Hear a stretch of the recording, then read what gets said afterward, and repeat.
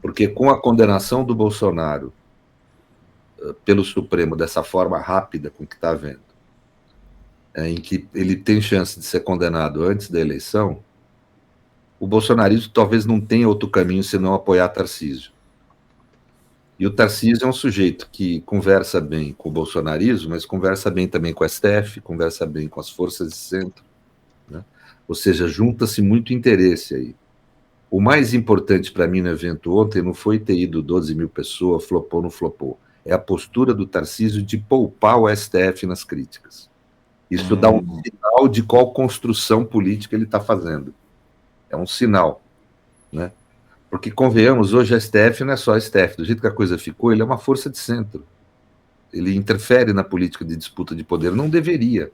Foi falta de cuidado dos nossos dirigentes ao nomear ministros. Mas a realidade é que interfere, que faz parte do jogo, né? E nesse aspecto eu acho que está se construindo aí dentro do país uma alternativa que nos exclui, junto com a exclusão do bolsonarismo. Que Eu interessante.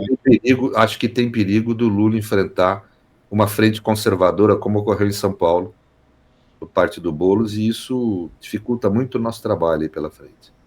Interessante. Deixa eu colocar aqui o Tarcísio falando. Isso deve dar uma dor de cotovelo em algumas pessoas, porque só tem uma pessoa que é chamada de líder de bairro. Mas ninguém. Eu sou o líder político da história. A gente está aqui para pedir a justiça, para pedir a anistia, para pedir a pacificação, para orar pela esperança, para orar pela prosperidade, pelo futuro. E a gente sabe que essa prosperidade, que esse futuro vai chegar. Todo tempo, bem há pouco tempo, que a gente viu o presidente da República que fez uma transformação no Brasil. E esse presidente, eu digo, o privilégio de trabalhar. Foi o presidente que saneou as estatais. Foi o presidente que não aceitou o construir. Foi o presidente que se preocupava com as pessoas. Foi o presidente que levou água para o Nordeste. Foi o presidente que concluiu águas paradas. Foi o presidente que criou o PIX. Foi o presidente que salvou empresas com benefício emergencial. Que salvou empresas com plano. O presidente que sempre olhou para o andar de baixo. Foi ou não foi? Quem vai ser o presidente? Porque está tudo caro, está tudo caro. Mas em 2 anos e 7 meses destruíram tudo. O Brasil não aguenta mais a desastre. O Brasil não aguenta mais a corrupção. O Brasil não aguenta mais o governo caçador, o juro alto. Quem paga essa conta do juro alto são vocês. O Brasil não aguenta mais aumento de imposto. O Brasil não aguenta mais o PT. É por isso que a gente quer ver fora, PT. Fora, PT. O Brasil tem o meu líder, esse líder está ao meu lado. Esse líder disse que daria a própria vida. Só veio matar para fazer a diferença. Esse líder está aqui, falando por liberdade, se não houver liberdade, não há democracia. A democracia sem liberdade, a democracia sem liberdade, esse homem é o Brasil grande, que é o Brasil da família, o Brasil de Deus, o Brasil da liberdade. Deus, família, liberdade, ninguém vai tirar esse de nós. Esse rearranjo que você mencionou, que vai nos excluir, é um rearranjo das forças da burguesia com o Tarcísio. O Tarcísio seria um Bolsonaro 2.0 mais domesticado.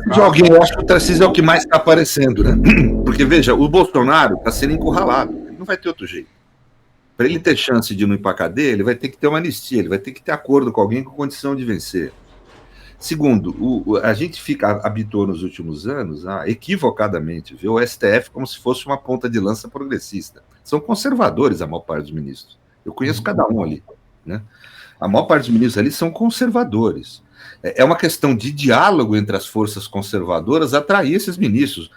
O conservadorismo no Brasil não precisa tomar nenhuma medida, como foi feito na Hungria, na Turquia, de agredir o STF, agredir institucionalmente como o Bolsonaro quer fazer para tomar conta do judiciário. É só dialogar. Vamos ser objetivos, gente. Os ministros são conservadores. Houve uma aliança com uma parte do conservadorismo. Eu falo conservadorismo porque no Brasil, para mim, não tem propriamente centro, né? Liberal, assim. É difícil você ver, né? Houve uma aliança por esse período conosco, mas essa aliança está em questão hoje, né? Então, eu acho que é possível que haja.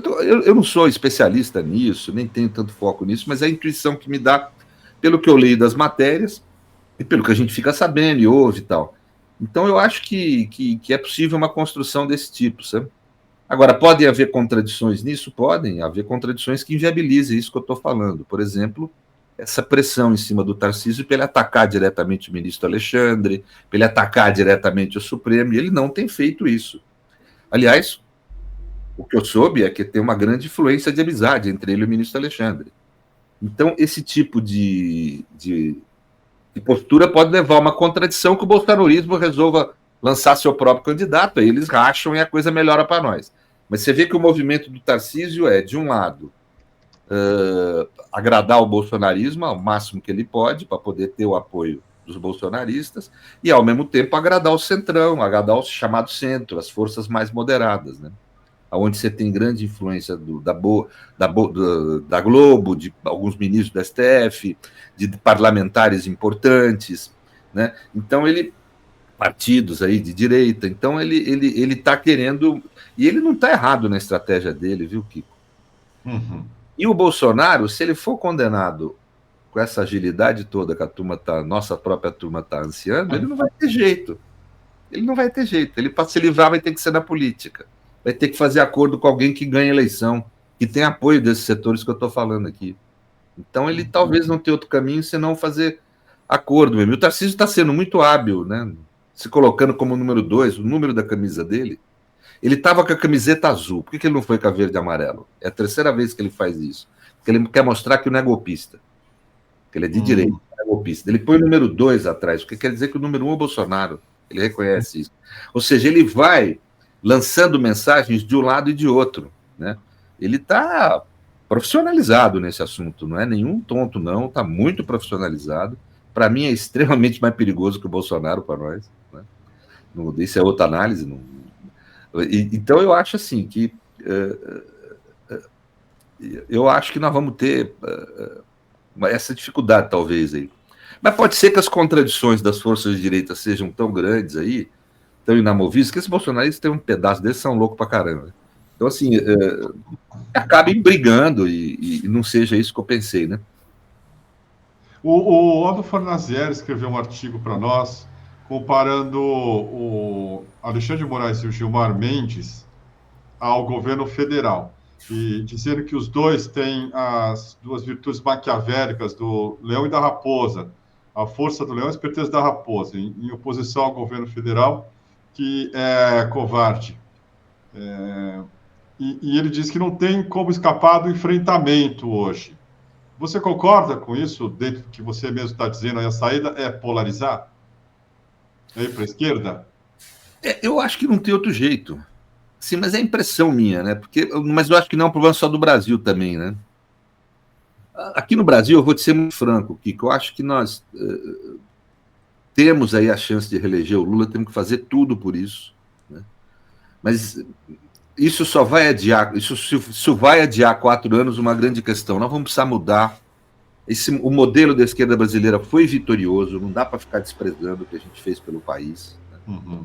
Agora, inclusive, a nossa última grande estacada foi garantir a democracia. Se não fosse o Lula, não teríamos democracia hoje no Brasil.